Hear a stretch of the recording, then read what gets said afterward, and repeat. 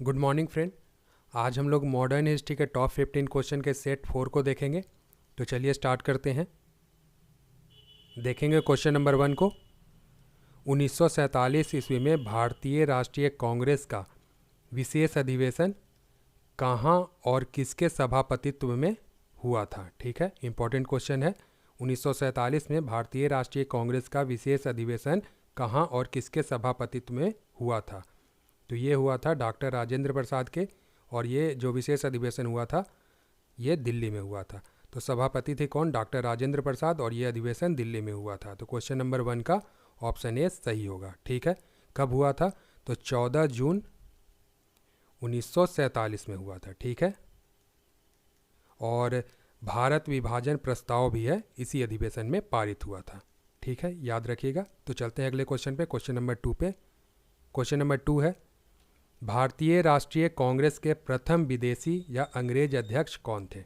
प्रथम विदेशी और अंग्रेज अध्यक्ष कौन थे? ठीक है, क्वेश्चन नंबर 2 है। तो इसका आंसर होगा जॉर्ज यूले। ऑप्शन सी सही होगा। ठीक है, याद रहेगा। भारतीय राष्ट्रीय कांग्रेस के प्रथम विदेशी और अंग्रेज अध्यक्ष थे जॉर्ज यूले। ठीक है, देखते हैं इंपॉर्टेंट पॉइंट में। तो ये 1888 ईस्वी में कांग्रेस के इलाहाबाद अधिवेशन की अध्यक्षता इन्होंने की थी। ठीक है, जो कि कांग्रेस का चौथा अधिवेशन था। ठीक है, इंपॉर्टेंट पॉइंट है, याद रखिएगा। चलते हैं अगले क्वेश्चन पे, क्वेश्चन नंबर 3 पे। क्वेश्चन नंबर 3 है, स्वदेशी आंदोलन के मुख्य प्रणेता कौन थे? तो ये हैं अरविंद घोष। याद रहेगा, ऑप्शन बी सही होगा। क्वेश्चन नंबर 4 देखेंगे, कब तथा किस सरकारी घोषणा से प्रभावित होकर एनी बेसेंट ने होम रूल लीग को समाप्त करने की घोषणा की थी? क्वेश्चन रिपीट कर रहा हूँ, इंपॉर्टेंट है। कब तथा किस सरकारी घोषणा से प्रभावित होकर एनी बेसेंट ने होम रूल लीग को समाप्त करने की घोषणा की थी? तो वो था मॉन्टेग्यू घोषणा, जो कि 20 अगस्त 1947 को हुआ था। ठीक है, ऑप्शन ए सही होगा क्वेश्चन नंबर 4 का। तो चलते हैं क्वेश्चन नंबर 5 पे। क्वेश्चन नंबर 5 है, किस तिथि को बंगाल विभाजन विधिवत रूप से लागू हुआ था? किस तिथि को हुआ था बंगाल विभाजन लागू? तो वो हुआ था 16 अक्टूबर 1905 ईस्वी को। ऑप्शन बी सही होगा। ठीक है, क्वेश्चन नंबर 5 का देखेंगे।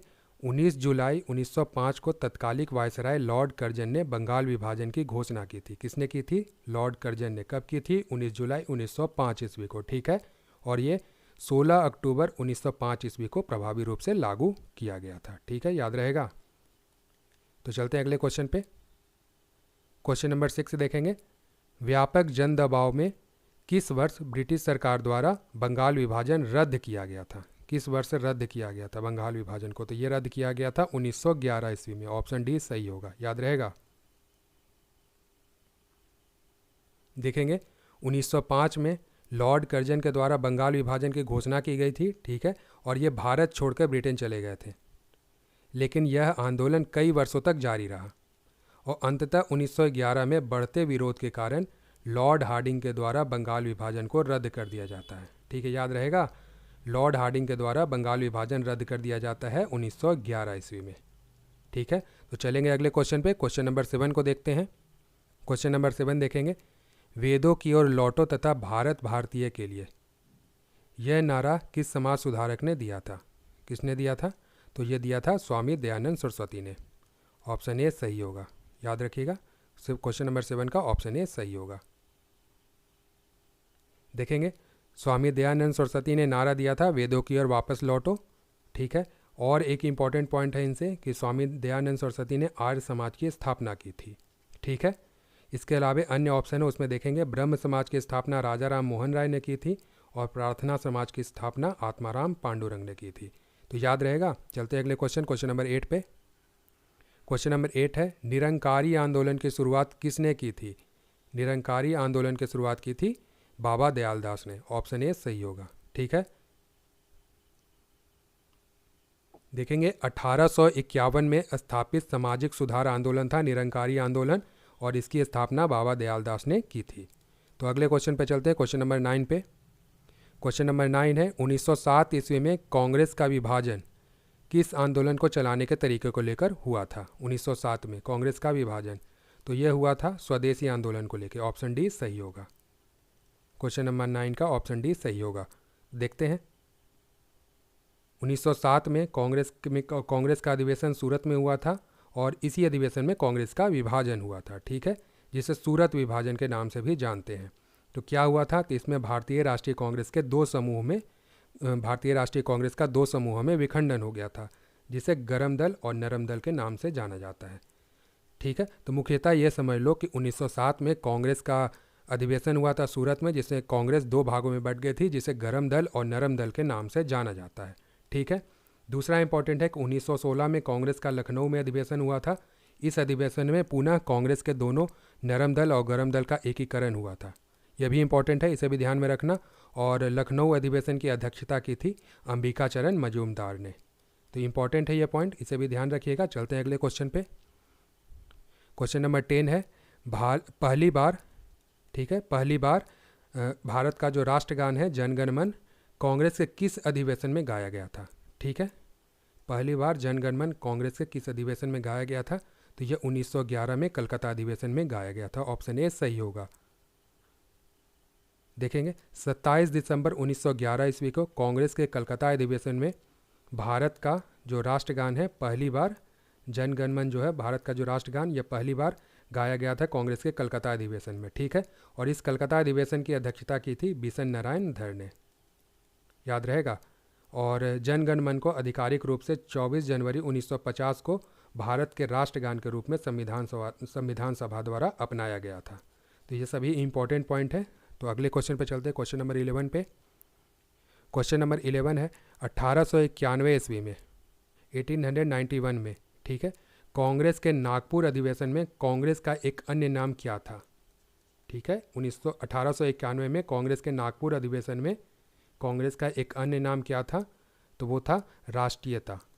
ऑप्शन बी सही होगा। क्वेश्चन नंबर 12 पे चलते हैं। क्वेश्चन नंबर 12 है भारतीय पत्रकारिता का अग्रदूत किन्हें कहा जाता है। भारतीय पत्रकारिता का अग्रदूत किन्हें कहा जाता है, तो कहा जाता है राजा राम मोहन राय को। ऑप्शन ए सही होगा, ठीक है। अब देखो यहाँ पर हम लोगों ने देखा भारतीय पत्रकारिता का अग्रदूत राजा राम मोहन राय को कहा जाता है, साथ ही इन्हें भारतीय पुनर्जागरण का भी अग्रदूत इन्हें ही कहा जाता है, राजा राम मोहन राय को। इसके साथ ही आधुनिक भारत के जनक तथा भारतीय राजनीति के पितामह भी राजा राम मोहन राय को कहा जाता है। तो ये सभी इंपॉर्टेंट है, ये सभी ध्यान रखिएगा। चलते हैं अगले क्वेश्चन पे। क्वेश्चन नंबर 13 है ब्रह्म समाज के प्रतिज्ञा पत्र किसने तैयार की थी। ब्रह्म समाज का प्रतिज्ञा पत्र किसने तैयार की थी, तो यह तैयार किया गया था देवेंद्र नाथ ठाकुर के द्वारा। ऑप्शन ए सही होगा क्वेश्चन नंबर 13 का, ठीक है। देखेंगे यहाँ पर ब्रह्म समाज का जो प्रतिज्ञा पत्र है उसे देवेंद्र नाथ ठाकुर ने तैयार किया था, ठीक है, तथा जबकि ब्रह्म समाज की स्थापना किसने की थी, राजा राम मोहन राय ने, ठीक है, याद रहेगा। चलते अगले क्वेश्चन पे। क्वेश्चन नंबर 14 बहुत ही इंपॉर्टेंट क्वेश्चन है। मुस्लिम लीग द्वारा पहली बार पाकिस्तान की मांग कब की गई थी। बहुत बार रिपीटेड क्वेश्चन है ये। तो ये पहली बार पाकिस्तान की मांग की गई थी 1940 ईस्वी में। ऑप्शन सी सही होगा, ठीक है। देखेंगे इंपॉर्टेंट पॉइंट में मुस्लिम लीग से जुड़ी हुई, मुस्लिम लीग की जो स्थापना हुई थी मोहम्मडन एजुकेशनल कॉन्फ्रेंस के एक अधिवेशन में 30 दिसंबर 1906 ईस्वी को ढाका में हुई थी, ठीक है। तो ये याद रखिएगा, मुख्यतः ये क्वेश्चन पूछा जाता है कि मुस्लिम लीग की स्थापना कब और कहाँ हुई थी, तो हुई थी ये ढाका में मुस्लिम लीग की स्थापना हुई थी 30 दिसंबर 1906 ईस्वी को, याद रहेगा। अगले पॉइंट में देखेंगे मुस्लिम लीग ने अपने अमृतसर अधिवेशन जो कि 1908 में हुआ था, इसमें सर्वप्रथम मुसलमानों के लिए पृथक निर्वाचन मंडल की मांग की थी। कब की थी, 1908 ईस्वी में मुस्लिम लीग के अमृतसर अधिवेशन में। रिपीट कर रहा हूँ, मुस्लिम लीग के अपने अमृतसर अधिवेशन में जो कि 1908 में हुई थी, इस अधिवेशन में सर्वप्रथम मुसलमानों के लिए पृथक निर्वाचन मंडल की मांग की थी मुस्लिम लीग ने, ठीक है। अगला पॉइंट है मुस्लिम लीग की कराची अधिवेशन जो कि 1943 में हुआ था, इसमें मुस्लिम लीग ने बांटो और छोड़ो का नारा दिया था, ठीक है। अगला पॉइंट है मुस्लिम लीग ने कांग्रेस शासन से मुक्ति दिवस 22 दिसंबर 1939 ईस्वी को मनाई थी, ठीक है, यह भी इंपॉर्टेंट है। और आखिरी पॉइंट है मुस्लिम लीग ने 27 मार्च 1947 को पाकिस्तान दिवस के रूप में मनाया था। इस तिथि को 27 मार्च 1947 को पाकिस्तान दिवस के रूप में मनाया था मुस्लिम लीग ने। ठीक है, तो ये सभी इंपॉर्टेंट पॉइंट है। तो चलते हैं अगले क्वेश्चन पे।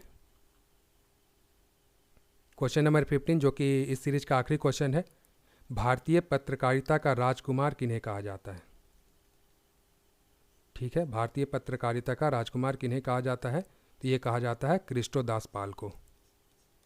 ठीक है, याद रहेगा, ऑप्शन सी सही होगा। क्वेश्चन नंबर 15 का ऑप्शन सी सही होगा। तो ये सीरीज का आखिरी क्वेश्चन था। आशा करता हूँ कि ये आपको पसंद आएगा सीरीज। तो मिलते हैं नेक्स्ट वीडियो में, तब तक के लिए जय हिंद।